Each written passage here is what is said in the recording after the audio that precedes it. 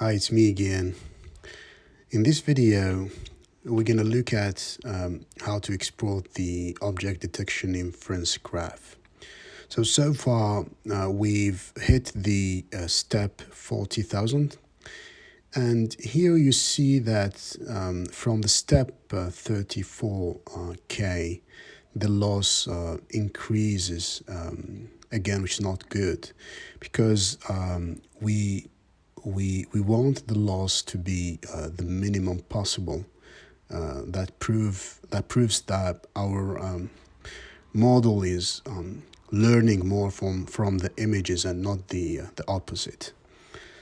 So let's carry on and export the faster RCNN object detection inference graph, and then we're going to look at how to improve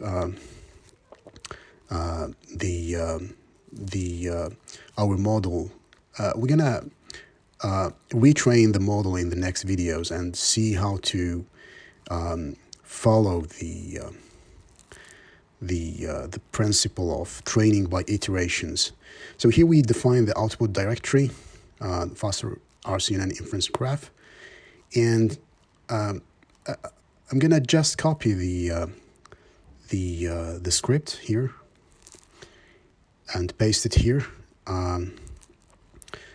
This is basically it uses the exporter main version 2.py, and we specify the train checkpoint directory, which is the model directory, and the output directory here, which is the output directory we've defined before, and the pipeline config path, which is stored in the variable pipeline config path. And then we hit execute, and the inference graph will be generated. Again, in my point of view, the results of the metrics of the training, the training metrics, or the values are not quite satisfactory. So we need to bring the loss to a lower point.